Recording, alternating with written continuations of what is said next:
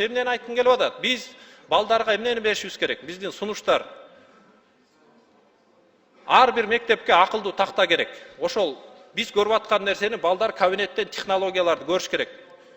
Биз ушул төраганы фондунан жардам алып, ар бирөөбүз өздүн региондорубузга акылдуу такта белек кылып атабыз. Бул абдан сонун иш, бирок бул темпти дагы тездетишибиз керек. Азыр дүйнө өйдө ылдый болуп атат. Кимде алдыңкы технология болсо ошо жеңип атат.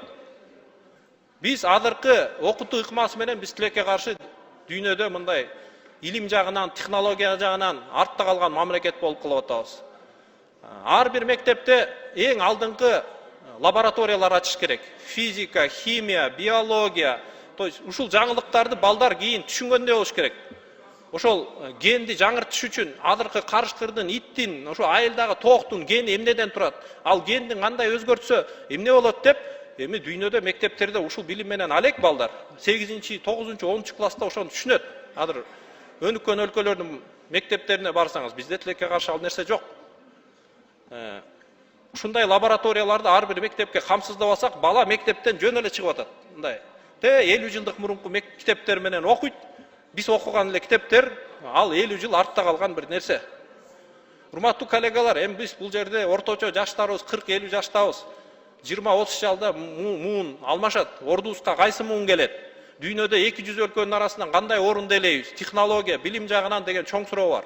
Бул өзгөртүүнү кылбасак, биз 10-15 жылдан кийин деле бир кереги жок нерсеге убакытты ысырап кылып кете беребиз. Ошондуктан мен комитетке, жогорку кеңешке бир буйруктун долбоорун сунуштап жатам. Бул ошо Кендирбаевага, билим берүү министрине сунуштап атабыз. Ушул буйрукту кабыл алсаңыз, мугалимдин окуу процессинде 10%дан убакыты отчетко кетпесин. Цифровизация болгон отчеттун баары бүт санарип териштирүүгө өтсүн дагы, аны кол менен бир да убакыт мугалим бир да мүнөтүн кетирбесин. Жергиликтүү бийликтер болобу, башка бийликтер болобу, окуу процессине киригишип, мугалимдин, окуучунун убакытын албасын. Ушуга окшогон буйрукту сунуштап атам, урматтуу коллегалар. Эгер колдоп бериңиздер, буйруса комитетке чыгарабыз. Чоң рахмат. Билим бул экономика. Билимди оңдой албасак, биз экономиканы, элдин жашоо турмушун, Кыргызстанда дүйнөлүк атаандаштыктагы ордун эч качан мындай алды жакка сүрөй албайбыз. Чоң рахмат.